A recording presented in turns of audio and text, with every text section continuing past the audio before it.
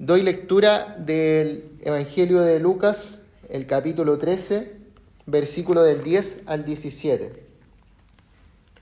Un sábado Jesús estaba enseñando en una de las sinagogas, y estaba allí una mujer que por causa de un demonio llevaba 18 años enferma. Andaba encorvada y de ningún modo podía enderezarse.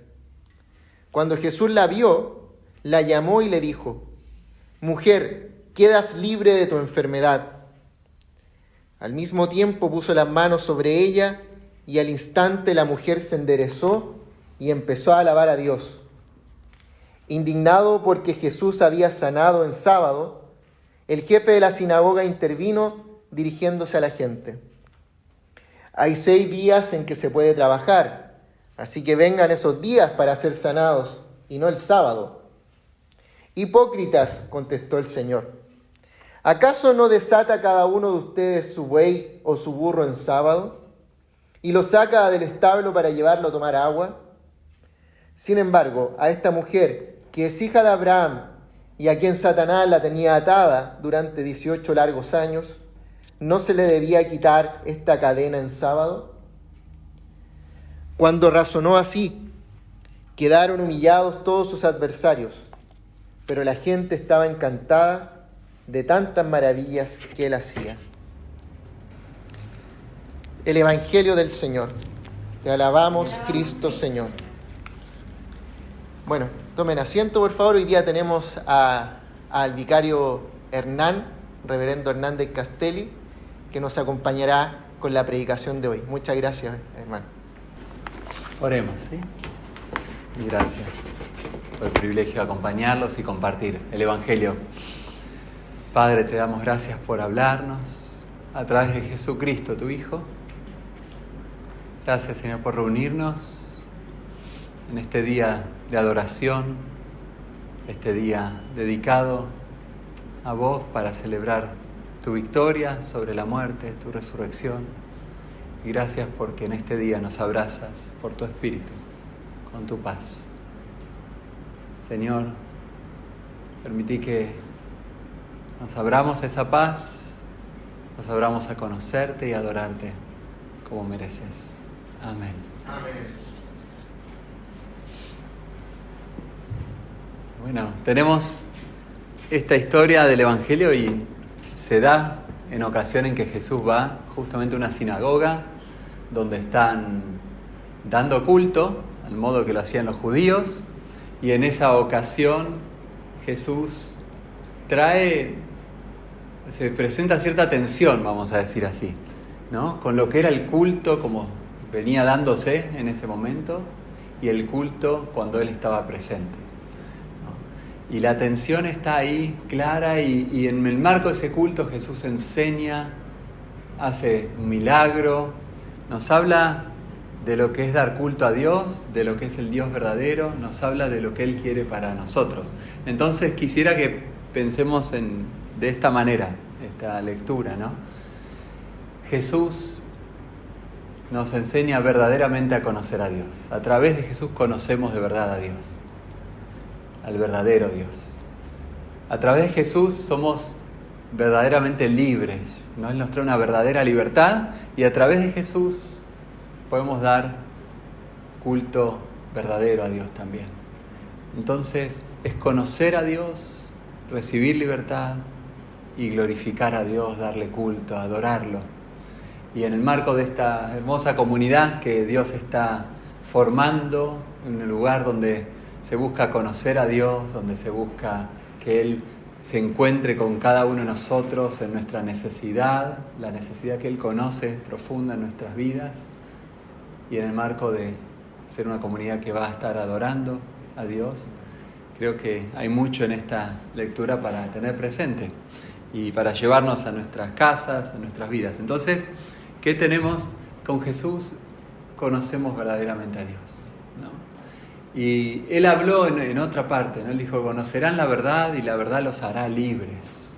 Y la verdad tenía que ver con sus palabras. Cuando Jesús en la sinagoga está hablando, dice estaba enseñando, ¿no? Y Él enseñaba en base a ¿qué?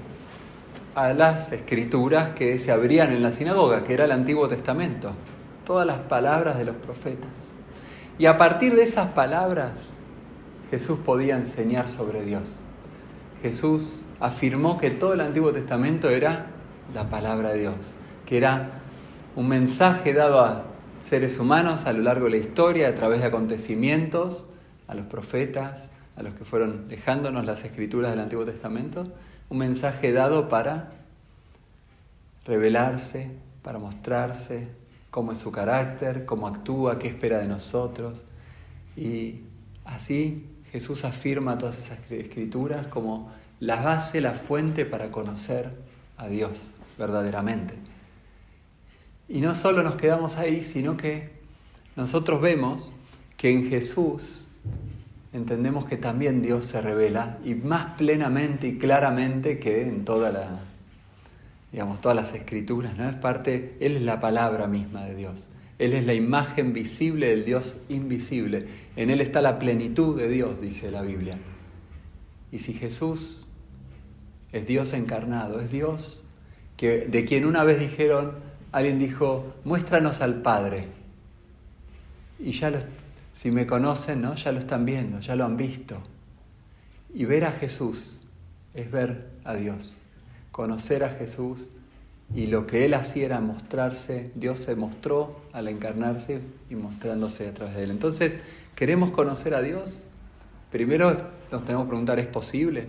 ¿Tiene sentido esto que plantea la fe cristiana de que Dios puede ser conocido? Si hay un Dios, ¿podemos llegar a adentrarnos en cómo es y qué quiere y conocer que está hablando algo? Bueno, podemos especular muchas cosas, podemos querer cada uno una idea diferente, y eso es especulación, filosofía, religión, pero cuando vamos al concepto cristiano hablamos de revelación. Dios se muestra, Dios se descubre lo que nosotros no podemos ver, y no es nosotros tratando de sugerir cómo puede ser Dios, sino que es Él mismo diciendo, acá estoy, y acá me pueden conocer. ¿Cuándo? Cuando habla su palabra y cuando viene Jesús. Y nosotros, ¿cómo conocemos a Jesús? También en la palabra de Dios en el Nuevo Testamento. Entonces, la mejor manera de conocer a Dios, ese Dios que quiere que lo conozcamos, que se muestra a nosotros, y no caer en errores donde cada uno dice, bueno, es mi idea, pero nunca sé si es cierta. Solamente lo pienso así, y la tuya ahí puede estar buena, tu idea, pero bueno, tampoco sabemos. La base firme de la fe cristiana es que Dios es el que decidió mostrarse. Y la mejor manera de conocerlo es leyendo su palabra, estudiándola juntos, abriéndola como hacemos acá en la iglesia, y también en nuestras casas, tener una Biblia. Partamos de ahí. Tener una Biblia que se entienda, fácil de leer, una linda letra, que no necesitemos anteojos si es posible, y de modo de poder tenerla todos los días, a la mañana, a la noche en nuestras casas. Y así a través de Jesús vamos a conocer al Padre, viendo en las palabras de Jesús. Ahora, no se acaba ahí lo que es conocer a Dios. No era una enseñanza teológica, una filosofía, un gran discurso. Jesús enseñó, pero en el marco de esa enseñanza se acerca a esta mujer que está enferma y le habla y la sana. Le dice que está sana y pone sus manos. Y en eso encontramos cómo Jesús presenta y muestra un Dios que no es teórico, sino un Dios que actúa en la vida de quien lo escucha. Es un Dios compasivo, un Dios que ama, un Dios que se interesa en nosotros. Y eso nos lleva al siguiente paso. Jesús es quien nos hace de verdad libres, ¿no? Y encontramos esa frase de Jesús: al que el Hijo hace libre, al Hijo del Hombre, a quien el Hijo de Dios hace libre, es verdaderamente libre, dice Jesús. Y esto es lo que sucede a esta mujer. Su columna estaba encorvada porque sus vértebras posiblemente estaban fusionadas, y de ahí vivió, dice, 18 años bajo esa enfermedad. Y cuando llega Jesús, aunque esa mujer tal vez estuvo siempre en esa sinagoga o en ese pueblo, y nunca la religión le había dado más que la enseñanza, pero la experiencia no había llegado a su vida. Cuando está Jesús, sí. Y llega el toque y la palabra del Dios de amor que dice, estás libre, estás sanado.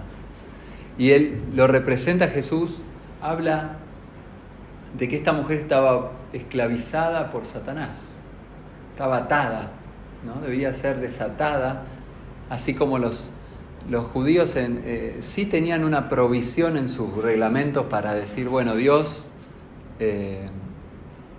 hay un día de reposo donde no tenemos que hacer tareas, hay que dedicarnos a la adoración, dedicarnos a Dios, pero obviamente hay que cuidar a los animales y hay que darles beber. Entonces, esa cuestión de no estar haciendo tareas no implica descuidar la vida del animal. Y tenían ese cuidado en sus mandamientos, en sus reglamentos, y lo hacían. Y Jesús muestra la incoherencia de que podían tener cuidado por el animal, pero no estaban teniendo cuidado por una mujer en necesidad, por un ser humano que estaba en necesidad de también ser desatada, libre de su enfermedad, una enfermedad que tenía que ver, por lo visto, con una opresión, una especie de, atadura, representa ahí Jesús con la imagen de los animales atados, bajo el diablo. Y Jesús la hace verdaderamente libre. No es que le da una palabra de consuelo, un poco de ánimo, o incluso no solo le da la sanidad que le cambia la vida a esa mujer, poder enderezarse, empezar a ver la vida de otra manera, pero además lo que hace es corta la cadena que la esclavizaba, que era la peor de las cadenas que tenemos los seres humanos, que es el poder del diablo, ¿no? De estar en el reino de las tinieblas, y Jesús la rescata para entrar al reino de la luz. Y así nos dice la Biblia que a nosotros también, que vivimos, dice Juan capítulo 8, todo el que peca es esclavo del pecado. Nuestra esclavitud está ligada al pecado. Nuestra esclavitud también tiene que ver con nuestra finitud y la muerte. Todos vamos a morir. Y nuestra esclavitud está ligada a este dominio que el mundo y el ser humano le dio al diablo, ¿no? Cuando decidió darle la espalda a Dios. Pero Jesús vino a hacerla libre de verdad. Y a nosotros también. No solo nos da un buen trabajo, nos da salud, no solo nos ayuda cuando estamos mal de amores o lo que fuera, sino que Jesús conoce la necesidad más grande, libertad del pecado, que nos condena y nos aleja de Dios, libertad de la muerte y el terror a la muerte, el miedo, y libertad del diablo. Y Jesús trae esa libertad cuando Él entrega su vida en la cruz, cuando Él paga en la cruz por nuestros pecados para ofrecernos perdón y reconciliarnos con Dios. Cuando Él muere en la cruz, pero resucita venciendo la muerte para que todos los que recibimos su perdón y confiamos en Él tengamos vida eterna también. Y vence al diablo, abriendo las puertas del reino de los cielos para que entremos y seamos herederos de la gracia, de la herencia eterna de los hijos de Dios. Esa es la verdadera libertad de Jesús que nos trae. Y